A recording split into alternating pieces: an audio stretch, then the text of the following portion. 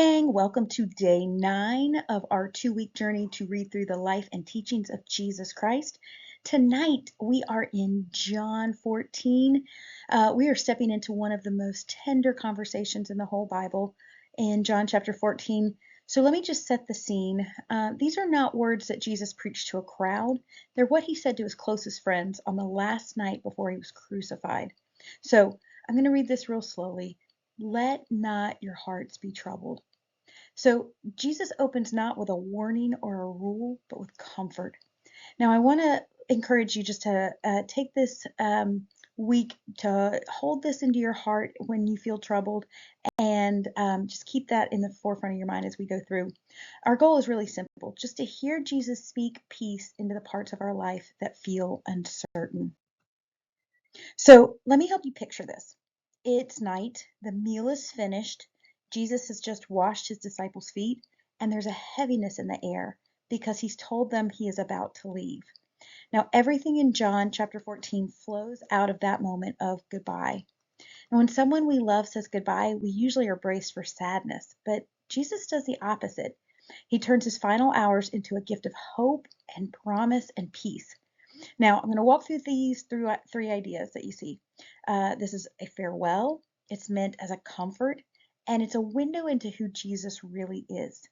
I want to encourage you to listen to this chapter the way the disciples first heard it, as words meant to steady a shaking heart. So I'm going to give you a map as we go through this journey. John 14 moves in 4 clear steps, and I'm going to name them as we go through. First, Jesus promises a place prepared. He goes ahead to make a home for us with the Father. Second, he shows himself as the way to the Father. Third, he promises the Helper, the Holy Spirit, who will never leave. And fourth, he gives a peace the world cannot give. So I'm going to trace this for you. The chapter begins with a troubled heart and ends with a settled peace. And that's really the movement that we are following tonight. You might ask which of the 4 that you're most curious about. This is just kind of a way to think through which one are you longing for. So really it rests on this image that Jesus uses, a house with many rooms. So you know what it feels like to kind of wonder if there's a place for you, a seat at the table, a spot in the group, a place where you belong. Well, Jesus answers that ache directly.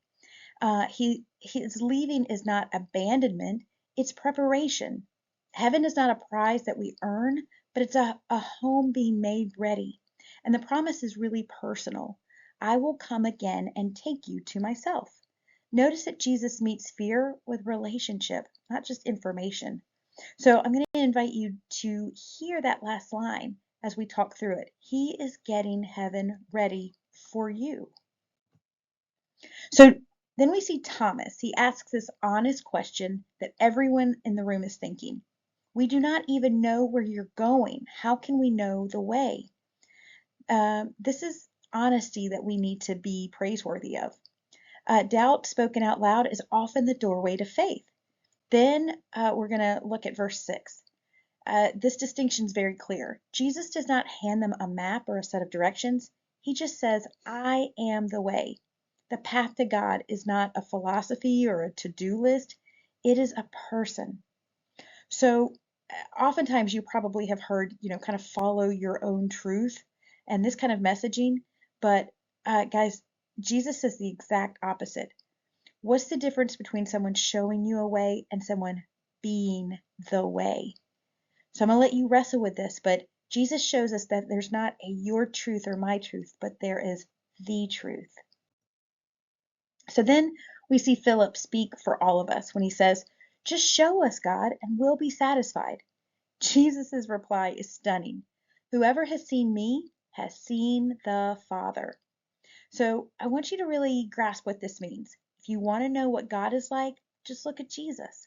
His kindness, his patience, his truth telling, the way he treats outsiders, that is the heart of God made visible. So then we're going to move to the second idea. Because of that closeness, Jesus invites his followers to pray boldly in his name and even to continue his work in the world. when he says these greater works and answers this prayer can feel very mysterious, but it's really an invitation to trust, not just a formula to master. Prayer is simply just talking to God that they know now that they know Jesus. Now, this is the turning point of the chapter. So, the disciples are afraid of being left alone, and Jesus promises they will not be. He asks the Father to send another helper, which is the Holy Spirit, and the Holy Spirit will be with them forever. So, we see these three words here. That first is present. The Spirit does not just visit, He stays. Jesus says He will not be left as orphans. And then truth. He guides us toward what is real when everything feels confusing. And then teacher. He reminds us of Jesus's words right when we need them. If you're ever feeling alone, like at school or just throughout your day, or unsure how to follow God day to day, this is deeply personal. So God's own presence is living with you and in you every single day. So I'm going to bring these two threads together. First, Jesus connects love and obedience. If you love me, you will keep my commandments. Make sure, I want you to hear this correctly. Obedience is not how we earn Jesus' love, it's how our love for him shows up in real life. Love that is real changes how we live. Second, he gives them peace, but not as the world gives. The world's peace depends on everything going perfectly. Jesus' peace holds steady even when it doesn't. Notice he circles back to where he started. Let not your hearts be troubled. Now, this is the kind of unshakable peace that you may need right now. A relationship, a decision, maybe a fear about the future. And I just want to remind you that this is a gift he offers, not a mood that you have to manufacture. So now I want you to look at these questions for reflection, and you don't have to rush through them, but I want you to really go through these questions and kind of answer them to yourself and be honest. I want you to just think through them through this week. You don't have to cover all 5, but I really want you to be honest with yourself and kind of go through these and then really wrestle these as an act of faith. See how you would answer them, and then pray about them as you close out this chapter. Now, join me tomorrow for our day 10, and I'm going to wrap up this slide real quick. So, in chapter 14, verse 27 of John, when he says, "Peace I leave with you, my peace I give to you. Let not your hearts be troubled, neither let them be afraid."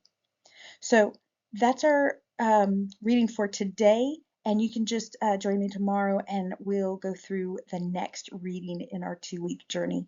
All right, gang, thanks. Take care. Bye.